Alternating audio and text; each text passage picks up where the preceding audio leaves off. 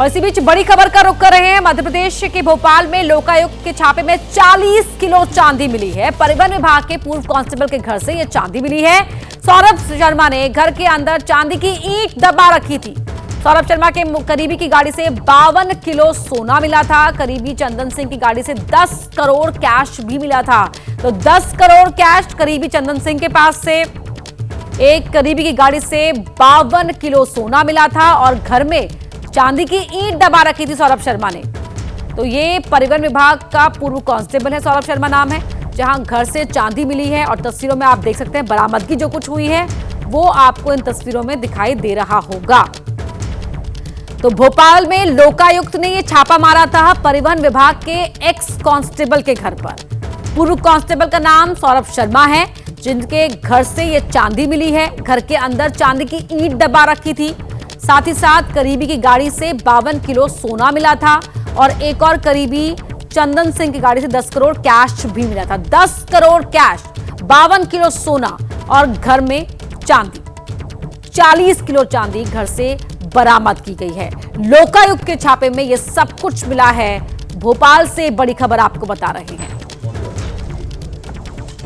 तो नोट गिनने के लिए मशीन तक मंगानी पड़ गई थी। यहां पर सोना, चांदी, कैश सब कुछ मिला है, वो भी एक पूर्व कांस्टेबल के घर से। ये परिवहन विभाग का कांस्टेबल रह चुका है, सौरभ शर्मा नाम है। वही देखिए, आप तस्वीरों में देख सकते हैं जब छापा मारा गया था और जो बरामदगी हुई थी, तो नोट इतने मिले कि वहां पर नोट गिनने के लिए मशीन मंगानी पड़ी गई। 10 करोड़ कैश यहां पर मिला है। तो सौरभ शर्मा का ही एक करीबी चंदन सिंह, जिसकी गाड़ी से 10 करोड़ कैश मिला था और अपने एक करीबी की गाड़ी में 52 किलो सोना भी छिपा रखा था। इसके अलावा चांदी की ईंट सौरभ शर्मा के घर से मिली है। और अंबुज पांडे हमारे संवाददाता भोपाल से फोन लाइन पर जुड़ रहे हैं। अंबुज, सौरभ शर्मा कर क्या रहा था? जी देखिए, बिल्कुल ये बहुत बड़ा सवाल है, क्योंकि परिवहन विभाग का एक छोटा सा सिपाही कैसे इतना बड़ा बन गया, कैसे उसके पास इतनी संपत्ति आ गई, जब इस बारे में लगातार शिकायत मिल रही थी, और वो भी महज 12 साल की सर्विस के बाद, क्योंकि उसने वॉलंटरी रिटायरमेंट ले लिया था। जब लोकायुक्त को ये शिकायत मिली कि उसके पास आय से अधिक संपत्ति है, और जब वहां पर लोकायुक्त की टीम पहुंची तो चौंकाने वाली चीजें सामने आई। 2.5 करोड़ से ज्यादा कैश और जिस तरीके से चांदी की ईंटें हम देख रहे हैं कि घर के अंदर वहां पर छुपा करके रखी गई थी, और जिस तरीके की बरामदगी उसके पास से हुई, वो निश्चित तौर पर ये इशारा करता है कि सौरभ शर्मा पर जो आरोप हैं कि परिवहन विभाग में जो दलाली होती थी, नाकों को लेकर के वसूली जो होती थी, उस पूरे चीजों का वो मास्टरमाइंड था और कहीं ना कहीं उस गिरोह का हिस्सा था। और इसी के चलते ये कार्रवाई हुई है। और ये जो दूसरी घटना जो कल सामने आई थी, गुरुवार और शुक्रवार की दरमियानी रात को, जो एक लावारिस कार में 52 किलो सोना और 10 करोड़ रुपए कैश मिला था, इसके लिंक भी अब इन्हीं घटनाओं से जुड़ते हुए नजर आ रहे हैं। क्योंकि चंदन सिंह सौरभ शर्मा का करीबी बताया जाता है, दोस्त बताया जाता है। वो भी कंस्ट्रक्शन बिजनेस में जब सौरभ आया तो उसके साथ वो जुड़ा हुआ था। तो फिलहाल अब जो एजेंसियां हैं, पुलिस है, इस बात की जांच कर रही है कि ये पैसा किसका था। सौरभ फिलहाल देश में नहीं है, वो दुबई में चला गया था और उसके बाद से जब से उस पर अब शिकंजा कसा जा रहा है, तब से वो बाहर है। तो अब ये देखने वाली बात होगी कि एजेंसीज को और इसमें क्या क्या जानकारियां मिलती हैं। तो सौरभ शर्मा और बरामदगी के तार और कहां-कहां जुड़ते हैं, वो तो अब जांच में जैसे आगे बढ़ेगी जांच, वैसे साफ हो पाएगा। अंबुज पांडे, बहुत शुक्रिया आपका इस पूरी जानकारी के लिए। और तस्वीरें आपको दिखा रहे हैं यहाँ पर, जहां प्रधानमंत्री मोदी कुवैत के लिए रवाना होते हुए आप देख सकते हैं। 2 दिन कुवैत दौरे पर रहेंगे। ये दौरा बेहद महत्वपूर्ण है, क्योंकि 43 साल बाद कोई भारतीय प्रधानमंत्री कुवैत दौरे पर जा रहा है। और ये तस्वीरें अब से थोड़ी देर पहले की, जब प्रधानमंत्री मोदी कुवैत दौरे पर रवाना हुए। तो भारत और कुवैत के बीच आपसी संबंधों में, चाहे वो व्यापारिक मोर्चे पर हो या अहम रणनीतिक मोर्चों पर, बातचीत होगी, द्विपक्षीय बातचीत, और साथ ही भारतीय प्रवासियों से भी मुलाकात करेंगे प्रधानमंत्री मोदी। पीएम मोदी कुवैत में लेबर कैंप का भी दौरा करेंगे, भारतीय प्रवासियों से बातचीत करेंगे और 43 साल बाद कोई भारतीय प्रधानमंत्री कुवैत दौरे पर जा रहा है। ये बेहद महत्वपूर्ण दौरा है। द्विपक्षीय बातचीत होगी दोनों ही देशों के बीच में। इसके अलावा जो भारतीय प्रवासी वहां पर रहते हैं उन संवाद करेंगे पीएम। रक्षा और व्यापार समेत कई मुद्दों पर अहम चर्चा हो सकती है कुवैत के साथ, और भारत और कुवैत के संबंध इस दौरे से और मजबूत होंगे, ये कहना है विदेश मंत्रालय का। प्रधानमंत्री मोदी कुवैत दौरे पर रवाना होने से पहले की तस्वीरें, जब वो जहाज पर चढ़ रहे थे और कुवैत के लिए अब रवाना हो चुके हैं। 2 दिन कुवैत में रहेंगे। दोनों ही देशों के बीच कई महत्वपूर्ण मुद्दों पर बातचीत तो होगी ही, साथ ही जो भारतीय प्रवासी हैं उनसे मुलाकात करेंगे प्रधानमंत्री। बड़ी संख्या में भारत के लोग कुवैत जाते हैं, वहां रोजगार के नौकरी करने के लिए, और लेबर कैंप जो कुवैत में है वहां का भी दौरा करेंगे प्रधानमंत्री मोदी। भारतीय मूल के लोगों से संवाद करेंगे, मुलाकात करेंगे। कुवैत के जो क्राउन प्रिंस हैं उनसे भी बातचीत करेंगे प्रधानमंत्री नरेंद्र मोदी। क्राउन प्रिंस के साथ द्विपक्षीय बातचीत होगी। और एक और बड़ी खबर का रुख कर रहे हैं लखनऊ से। आपको बता दें, जहां कांग्रेस कार्यकर्ता की मौत पर एक बड़ी खबर, जहां आज कांग्रेस के प्रदेश अध्यक्ष अजय राय के बयान दर्ज कर सकती है पुलिस। अजय राय समेत 10 लोगों को नोटिस जारी किया गया है। प्रभात पांडे, कांग्रेस कार्यकर्ता प्रभात पांडे की प्रदर्शन के दौरान हुई मौत की जांच कर रही है एसआईटी। लखनऊ में प्रोटेस्ट के दौरान प्रभात पांडे की मौत हो गई थी और कांग्रेस के प्रदेश अध्यक्ष अजय राय से भी आज पूछताछ कर सकती है पुलिस। अजय राय समेत 10 लोगों को नोटिस जारी किया गया था। यह आरोप लगा था कि कांग्रेस दफ्तर में ही 2 घंटे तक प्रभात पांडे वहां पर बेहोश पड़े रहे। वीरेश पांडे हमारे सहयोगी हमारे साथ जुड़ रहे हैं। जी वीरेश, बताएं। ये प्रभात की मौत की जांच एसआईटी करेगी। जो डीसीपी है रवीना त्यागी, उन्होंने 5 लोगों की टीम चुनी है और इसमें इंस्पेक्टर के साथ 2 दरोगा और 2 सिपाही होंगे। टीम का जो नेतृत्व है वो हजरतगंज के एसीपी करेंगे। और मामला इसमें यह है कि प्रदेश अध्यक्ष के पास बयान दर्ज करने का आज तक का ही समय है और जिन 10 लोगों को नोटिस भेजी गई थी उनमें अजय राय भी शामिल है। उन लोगों के बयान दर्ज करवाने के लिए 2 दिन का वक्त दिया गया था, जो कि आज 21 दिसंबर को पूरा हो जाएगा। बयान दर्ज न करवाने पर आगे की क्या कार्यवाही होगी ये डीसीपी और पुलिस तय करेगी कि आगे क्या करना है। जो कमरा है उसे सील कर दिया गया है, जहां कमरे के बाहर से गद्दे पर हाथ का शव पड़ा हुआ था, वो गद्दा घटनास्थल वाले दिन ही वहां से हटा दिया गया था। पुलिस ने जो तलाश है वो कर रही है और कांग्रेस के दफ्तर में लगातार दबिश दी जा रही है। अजय राय और जिन 10 लोगों को नोटिस दिया गया है पुलिस की तरफ से, उनसे पूछताछ करना चाहती है और प्रभात पांडे के मौत की जो गुत्थी है उसे सुलझाने की कोशिश लगातार कर रही है। इसी बाबत एसआईटी का गठन हुआ है और इलेक्ट्रॉनिक उपकरण के डिब्बों को भी जब्त कर पुलिस ने फोरेंसिक जांच के लिए भेज दिया है। जो उसका विसरा है उसे सुरक्षित रखा गया, उसे फोरेंसिक जांच के लिए भेज दिया है। मामला काफी गंभीर होता जा रहा है और जांच आगे बढ़ती जा रही है। बहुत धन्यवाद वीरेश पांडे आपका इस पूरी बातचीत के लिए। दिल्ली में विधानसभा चुनाव की घोषणा में अभी वक्त है, लेकिन आम आदमी पार्टी ने पूर्वांचलियों के सम्मान को एक बड़ा मुद्दा बना दिया है। आम आदमी पार्टी दिल्ली में अब उन बस्तियों में यात्रा निकालेगी जहां पूर्वांचल के लोगों की आबादी ज्यादा है। आम आदमी पार्टी के नेता पूर्वांचल कॉलोनीज में रात को प्रवास भी करेंगे, उनसे मुलाकात करेंगे, बात करेंगे। एक बड़ा मुद्दा बनाती हुई आम आदमी पार्टी इस वक्त नजर आ रही है। अरविंद केजरीवाल ने जेपी नड्डा के संसद में दिए बयान को यह बड़ा मामला बनाया है, मुद्दा बनाया है और इसी के तहत अब जहां पर पूर्वांचली रहते हैं उन कॉलोनीज में जाएगी आम आदमी पार्टी। केजरीवाल ने आरोप लगाया कि बीजेपी वोटर लिस्ट में पूर्वांचल के लोगों के नाम काटने की साजिश कर रही है। तो पूर्वांचल के लोगों के जो वोटर कार्ड्स हैं उनको हटाने की कोशिश, उनके नामों को काटने की साजिश बीजेपी की तरफ से की जा रही है। आरोप अरविंद केजरीवाल लगा रहे हैं। भारतीय जनता पार्टी के अध्यक्ष जेपी नड्डा जी पूर्वांचल समाज के रोहिंग्या के बांग्लादेशियों के नाम कटवा रहे हैं। उनको रोहिंग्या कैसे कहा जा सकता है, उनको बांग्लादेशी कैसे कहा जा सकता है? उनको नाम कटवा के एक तरफ उनकी नागरिकता छीनी जा रही है। हम इसकी कड़ी निंदा करते हैं और ये एक पूरे पूर्वांचल समाज के खिलाफ साजिश है। तो ये अरविंद केजरीवाल का बयान आपने सुना। अब आपको जेपी नड्डा का वो बयान हम सुनवाते हैं जिसे केजरीवाल ने दिल्ली के चुनाव में एक बड़ा मुद्दा बना दिया है। नड्डा ने राज्यसभा में रोहिंग्या और बांग्लादेशियों की बात कहते हुए पूर्वांचलियों का भी जिक्र किया था। सुनिए। संविधान में इलेक्शन कमीशन में पूरा अधिकार है किसी व्यक्ति को किसी के वोट पर ऑब्जेक्शन करने का, और ऑब्जेक्शन में रीजन देने का होता है।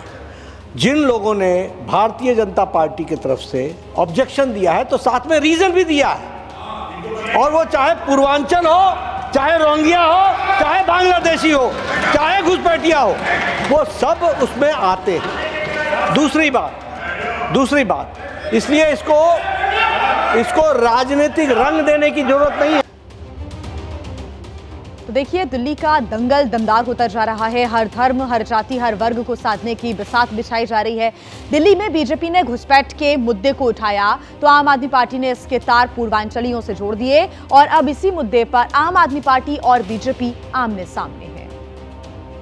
जेपी नड्डा जी ने दिल्ली में रहने वाले पूर्वांचली समाज का रोहिंग्या, घुसपैठिए और बांग्लादेशी लोगों के साथ तुलना की थी। पूर्वांचली हमारा आन बान शान है। जिस संविधान ने पूर्वांचल पर जो दंगल संसद में गूंजा था वो 3 दिन बाद दिल्ली विधानसभा चुनाव में दस्तक दे चुका है। आप संयोजक अरविंद केजरीवाल आज संजय सिंह और अवध ओझा के साथ प्रेस कॉन्फ्रेंस करने पहुंचे। अवध ओझा पूर्वांचल से हैं और संजय सिंह ही संसद में पूर्वांचल मुद्दे के केंद्र में थे। इन दोनों की मौजूदगी में अरविंद केजरीवाल ने बीजेपी पर पूर्वांचलियों के अपमान के आरोप लगाए। भारतीय जनता पार्टी के अध्यक्ष जेपी नड्डा जी पूर्वांचल समाज के रोहिंग्या के बांग्लादेशियों के नाम कटवा रहे हैं। उनको रोहिंग्या कैसे कहा जा सकता है, उनको बांग्लादेशी कैसे कहा जा सकता है? उनको नाम कटवा के एक तरफ उनकी नागरिकता छीनी जा रही है। हम इसकी कड़ी निंदा करते हैं और ये एक पूरे पूर्वांचल समाज के खिलाफ साजिश है। आपकी प्रेस कॉन्फ्रेंस खत्म हुई ही थी कि कुछ मिनट बाद बीजेपी कैमरे पर आई, आपके आरोपों का पोस्टमार्टम किया और जिन बीजेपी अध्यक्ष जेपी नड्डा को आप घेर रही है उनका पटना कनेक्शन सामने रखा। अरविंद केजरीवाल जी रोहिंग्याओं के लिए बंगला बनाने का काम करते हैं, रोहिंग्याओं को लाके बसाते हैं, रोहिंग्याओं को अपना वोट बैंक बनाते हैं। नड्डा जी का जन्म पटना में हुआ। नड्डा जी पूर्वांचली है। नड्डा जी पटना में पढ़े। जितना बिहार को नड्डा जी समझते हैं, पूर्वांचल को समझते हैं।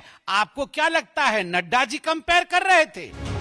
आप और बीजेपी जिस पूर्वांचल वोटर का हितैषी बनने की कोशिश में है, अब दिल्ली में जरा उसका सियासी दम भी देख लीजिए।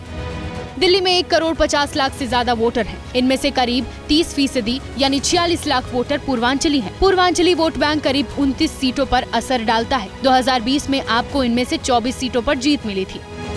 दरअसल राज्यसभा में वोटर लिस्ट में नाम कटने का जवाब देते हुए जेपी नड्डा ने रोहिंग्या का मुद्दा उछाला था। लिस्ट से हटे नाम से कथित पूर्वांचली नाम को हाईलाइट कर आप आक्रामक हो गई थी। हिम्मत कैसे हुई आपकी? दिल्ली में पूर्वांचली वोटर विधानसभा चुनाव में आपको वोट देता रहा है, लेकिन लोकसभा में बीजेपी के पक्ष में रहता है। बीजेपी इसे विधानसभा में जोड़कर कमल खिलाना चाहती है। आने वाले दिनों में बीजेपी पूर्वांचलियों से जुड़े कई आयोजन करने वाली है, तो आपने भी जवाबी मोर्चा खोल दिया है।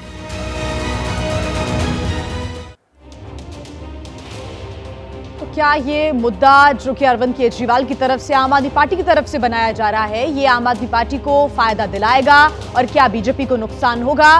तमाम समीकरण इस वक्त देखे जा सकते हैं। मदीहा खान भी हमारे साथ जुड़ी हुई है। मदीहा, एक नया मुद्दा इस वक्त छाया हुआ है दिल्ली विधानसभा चुनावों से पहले, और वो है पूर्वांचलियों का मुद्दा। ऐसे में आम आदमी पार्टी के नेता पूर्वांचलियों की कॉलोनीज में जाएंगे, वहीं रात्रि भी गुजारेंगे और बातचीत भी करेंगे। एक बड़ा और नया मुद्दा दिल्ली में इस वक्त देखने को मिल रहा है। मदीहा। बिल्कुल, देखिए दिल्ली में जहां सर्दी बढ़ती जा रही है तो वहीं जो चुनावी गलियां हैं वहां पर जो गर्मी है वो तेज होती जा रही है, बढ़ती जा रही है। उसकी सिर्फ वजह यही है कि दोनों पार्टीज अपनी पूरी कोशिश में लगी हैं कि किसी तरह दिल्ली में अपने अपने वोट बैंक को सेफ रखा जाए और जितना हो सके अलग अलग वर्गों को साधा जा सके। और यही वजह है कि जहां एक तरफ जो बीजेपी है वो अलग अलग तरह के मुद्दे निकाल के ला रही है, तो अरविंद केजरीवाल भी निशाना साधने में कहीं चूक नहीं रहे हैं। और अब जो मुद्दा है वो पूर्वांचलियों का है। देखिए, दिल्ली में इस बात को इग्नोर नहीं किया जा सकता कि पूर्वांचल के लोग जो है बड़ी संख्या में रहते हैं। और यही वजह है कि छठ महापर्व पर भी जो सांसद हैं दिल्ली के या फिर जो विधायक हैं दिल्ली के, जो खासतौर से आम आदमी पार्टी से आते हैं, उन्होंने, हमने देखा बीते 2-3 महीने पहले जब छठ महापर्व था तब सभी लोग बढ़ चढ़ के पूर्वांचल के लोगों के साथ खड़े हुए दिखे। छठ महापर्व में आगे आगे दिखे, दिल्ली की मुख्यमंत्री आतिशी भी दिखी। और तभी से एक तैयारी जो थी पूर्वांचल के वोट बैंक को वो साधने की कोशिश जो है दोनों पार्टीज की तरफ से की जा रही थी। लेकिन अब क्योंकि ये बयान जो है जिसको अरविंद केजरीवाल लगातार कोट कर रहे हैं, ये है जेपी नड्डा का बयान, बीजेपी के राष्ट्रीय अध्यक्ष का बयान, तो जाहिर सी बात है अब लगातार, इससे पहले गृह मंत्री अमित शाह को लगातार अरविंद केजरीवाल जो है अपने बयानों में जो है उन पर निशाना साधते हुए दिखाई दिए, कानून व्यवस्था पर उनको लेकर घेरते हुए दिखाई दिए। लेकिन अब जो है राष्ट्रीय अध्यक्ष बीजेपी के जेपी नड्डा को उनके बयान के चलते जो है वो अरविंद केजरीवाल घेर रहे हैं। और कोशिश यही है कि किसी तरह से जो पूर्वांचल वोट बैंक है वो किसी तरह से अरविंद केजरीवाल जो बात है वो आम आदमी पार्टी के तमाम नेता पूर्वांचलियों को जाकर बताएंगे। एक बड़ा मुद्दा यहाँ पर बनाया जा रहा है। आप बने रहिएगा, मदिया हमारे साथ आगे आपसे अपडेट्स लेंगे। वहीं दिल्ली में अवैध बांग्लादेशी प्रवासियों की तलाश अब तेज कर दी गई है। बड़ी खबर इस वक्त हम आपको बता रहे हैं। अवैध बांग्लादेशी प्रवासियों पर एमसीडी ने कार्रवाई के निर्देश भी दे दिए हैं। शिक्षा विभाग को स्कूलों में दाखिले के वक्त पहचान के निर्देश भी दिए गए हैं। जन्म प्रमाण पत्र जारी करते वक्त सावधानी के निर्देश भी एमसीडी की तरफ से देखिए यहां पर दिए जा रहे हैं। तो बांग्लादेशी प्रवासियों की तलाश अब तेज कर दी गई है दिल्ली में, जो अवैध रूप से यहां पर रह रहे हैं। अवैध बांग्लादेशी प्रवासी, उन पर एमसीडी ने कार्रवाई के निर्देश दिए हैं। शिक्षा विभाग को भी ये कह दिया गया है, शिक्षा विभाग की भी इसमें बड़ी जिम्मेदारी होगी, क्योंकि स्कूलों में दाखिले के वक्त पहचान की जाए, साफ तौर पर उनका जो बर्थ सर्टिफिकेट है ठीक से देखा जाए और जन्म प्रमाण पत्र भी जारी करते समय सावधानी बरती जाए। ये निर्देश भी एमसीडी की तरफ से दिए गए हैं। शिक्षा विभाग को भी ये निर्देश जारी किए जा रहे हैं। मदिया खान हमारे साथ जुड़ी हुई हैं। मदिया, एक्शन के मोड में इस वक्त प्रशासन नजर आ रहा है और एमसीडी की तरफ से ये सख्त निर्देश। मदिया, बिल्कुल बिल्कुल, एमसीडी जो है उसने सख्त निर्देश दिए हैं कि जितने भी दिल्ली में अवैध बांग्लादेशी हैं उनके खिलाफ कार्रवाई की जाएगी। देखिए, यहाँ पर दो बड़े डिपार्टमेंट, शिक्षा विभाग और साथ ही साथ जो स्वास्थ्य विभाग है, दोनों को निर्देश दिए गए हैं। शिक्षा विभाग को कहा गया है कि अगर आप अपने एमसीडी स्कूल में किसी भी बच्चे का दाखिला करते हैं तो दाखिले से पहले जो भी आप उनके डॉक्यूमेंट्स लेते हैं उसको बहुत अच्छी तरह से वेरीफाई कीजिएगा। बिना वेरीफाई किए किसी को भी दाखिला मत दीजिएगा, क्योंकि ये शक और शुबा जाहिर एमसीडी अधिकारियों को होगा। यही वजह है ये निर्देश दिए गए हैं कि ऐसा ना हो कि कुछ अवैध लोग जो हैं, जो भारत में रह रहे हैं, दिल्ली में रह रहे हैं, वो दाखिला ले लेते हों जो उनकी नजर से बच जा रहे हों या बच जाएं। इसी वजह से ये निर्देश आए। दूसरा निर्देश जो है वो स्वास्थ्य विभाग को भी दिया गया है कि स्वास्थ्य विभाग जब भी किसी को बर्थ सर्टिफिकेट इशू करे तो बहुत देखभाल के इशू करे कि उनके पेरेंट्स के डॉक्यूमेंट्स क्या हैं, वो कब से यहाँ रह रहे हैं, कौन लोग हैं, पूरा बैकग्राउंड वेरीफाई करने के बाद ही किसी को बर्थ सर्टिफिकेट जो है वो दिया जाए। इस बात को जो कहा गया है एमसीडी की तरफ से। और सबसे दो अहम विभाग और ये जरूरी दिशा निर्देश दे दिए गए हैं ताकि जो अवैध बांग्लादेशी यहाँ पर रह रही हैं दिल्ली में, उनकी पहचान हो सके। बहुत शुक्रिया मदिहा आपका तमाम जानकारी के लिए। खबरों में आगे बढ़ते हैं, बात करते हैं दिल्ली के विधानसभा चुनावों की। अगले साल ये चुनाव होने हैं। इसको देखते हुए बीजेपी ने 70 सीट के लिए करीब 230 उम्मीदवारों की लिस्ट तैयार की है। हर सीट के लिए 3 उम्मीदवारों के नाम तय किए गए हैं जो पैनल्स को भेज दिया जाएगा। ऐसे में इसके बाद केंद्रीय चुनाव समिति इन नामों में से दिल्ली विधानसभा चुनाव के लिए उम्मीदवारों का ऐलान करेंगी। बीजेपी उम्मीदवारों के नामों का ऐलान अगले हफ्ते होने की संभावना व्यक्त की जा रही है। दिल्ली बीजेपी प्रभारी बैजयंत पांडा, 7 मौजूदा सांसद, पूर्व सांसद और संगठन के कद्दावर नेता जुटे। चुनाव समिति की पहली बैठक हुई और दिल्ली में आम आदमी पार्टी के किले को ढहाने पर चर्चा हुई। लेकिन केजरीवाल के सामने कौन का जवाब बीजेपी सामूहिक नेतृत्व में तलाश रही है। दिल्ली विधानसभा चुनाव में सीएम फेस को लेकर बीजेपी ने बड़ा निर्णय लिया है। बीजेपी ने फैसला किया है कि बिना चेहरे के वो चुनाव मैदान में जाएगी। भाजपा आम आदमी पार्टी सरकार के भ्रष्टाचार को ही मुख्य मुद्दा मानने वाली है और इसी पर उसका फोकस रहने वाला है। सूत्रों के हवाले से जो खबर आई है उसका जवाब आम आदमी पार्टी पहले से ही बीजेपी से पूछ रही थी। फिर आप संयोजक अरविंद केजरीवाल ने इसे दोहराया है। तो ये तो बिना दूल्हे की बारात है। क्यों नहीं दे रही है? उनसे पूछो कि भाई आप किसके नाम पे चुनाव लड़ना चाहते हो, कौन होगा, अगर कौन जिम्मेदारी संभालेगा, उनसे पूछिए। आप दिल्ली के लोग जानना चाहेंगे, दिल्ली के लोगों का हक बनता है जानना। जनता के पाले में गेंद फेंक कर आप केजरीवाल वर्सेस कौन के जरिए अपने चुनावी कैंपेन को धार दे रही है। इस नैरेटिव का फायदा केजरीवाल को पिछले चुनाव में मिल चुका है। 2020 में बीजेपी ने चेहरे का ऐलान नहीं किया और उसे हार मिली। 2015 में चुनाव से ठीक पहले किरण बेदी पर दाव खेला, जो कारगर नहीं रहा। 2013 में हर्षवर्धन के चेहरे पर बीजेपी लड़ी थी और सबसे बड़ी पार्टी बनी थी। दिल्ली चुनाव में बीजेपी उन्हीं सवालों का सामना कर रही है जिसे लोकसभा चुनाव में वो विपक्ष से पूछती है। भाजपा के पास फेस है ही नहीं। दूल्हा कौन है भाजपा बताए तो सही। इनके पास ना 70 कैंडिडेट हैं, ना सीएम फेस है, ना दिल्ली के लिए कोई विजन है, ना दिल्ली के लिए कोई प्लान है। बस एक ही चीज है, केजरीवाल को गाली निकालो, केजरीवाल को बदनाम करो। बिना चेहरे के बीजेपी को पहले ही दिल्ली में नुकसान हुआ हो, लेकिन मध्य प्रदेश, राजस्थान, छत्तीसगढ़ और फिर हरियाणा, महाराष्ट्र में सामूहिक नेतृत्व से कमाल कर चुकी बीजेपी दिल्ली में इसे दोहराने की तैयारी में है।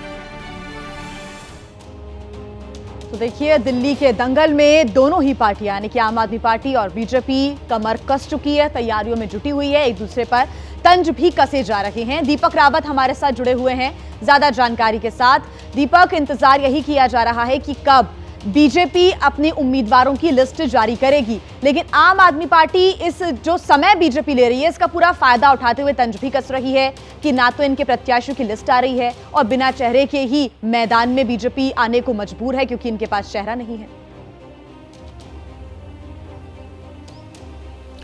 जी देखिए जिया, आम आदमी पार्टी की जहां तक बात है तो आम आदमी पार्टी अक्सर किसी भी चुनाव में जब उतरती है तो कैंडिडेट को बहुत पहले ही घोषित कर लेती है। इसके पीछे की स्ट्रेटजी आम आदमी पार्टी की ये रहती है कि अगर कोई नया उम्मीदवार उस सीट पर खड़ा किया है तो अपने आप को उस समय में स्टैब्लिश कर सके। जैसे मैं अवध ओझा का एग्जाम्पल दूंगा, क्योंकि पर्पलगंज सीट पर अवध ओझा को उतारा गया, पहली बार चुनाव लड़ रहे हैं, मनीष सिसोदिया को वहां से हटाकर जंगपुरा भेज दिया गया। तो अवध ओझा का नाम इसलिए पहले घोषित कर दिया गया ताकि वो उस जगह पर अपनी जगह बना सकें, लोगों के बीच जा सकें, कार्यकर्ताओं के बीच अपनी पहुंच बना सकें। जहां तक बीजेपी की बात है तो बीजेपी अक्सर देर करती है उम्मीदवार घोषित करने पर, लेकिन आम आदमी पार्टी को मौका मिल गया है बीजेपी को टारगेट करने का, खासतौर पर इस बात को लेकर कि वो अपना सीएम चेहरा क्यों नहीं सामने रख रहे हैं। जब भी दिल्ली में चुनाव होते हैं तो अरविंद केजरीवाल का एक तस्वीर लगा दी जाती है आम आदमी पार्टी की तरफ से और दूसरी तरफ क्वेश्चन मार्क लगा होता है कि आम आदमी पार्टी के पास चेहरा तो है लेकिन बीजेपी के पास ऐसा कोई चेहरा नहीं है जो अरविंद केजरीवाल को फाइट दे सके। तो इस बार भी कुछ ऐसा ही इस तरीके से जो है आम आदमी पार्टी प्रचलित करने की कोशिश करेगी कि अरविंद केजरीवाल के सामने बीजेपी 10 साल में भी कोई चेहरा खड़ा नहीं कर पाई। यही वजह है कि इस बार भी बिना सीएम चेहरे के बीजेपी चुनाव मैदान में उतरने की तैयारी में है। और यही वजह है कि लगातार जो है अलग अलग मुद्दे उठाए जा रहे हैं, चाहे वो अंबेडकर से जुड़ा मुद्दा हो, चाहे वो पूर्वांचल से जुड़ा मुद्दा हो, क्योंकि ये दोनों मुद्दे ऐसे हैं जो कि एक बड़े वोट बैंक को अपनी तरफ खींचते हैं और अरविंद केजरीवाल उसी में लगातार कोशिश भी कर रहे हैं। जिया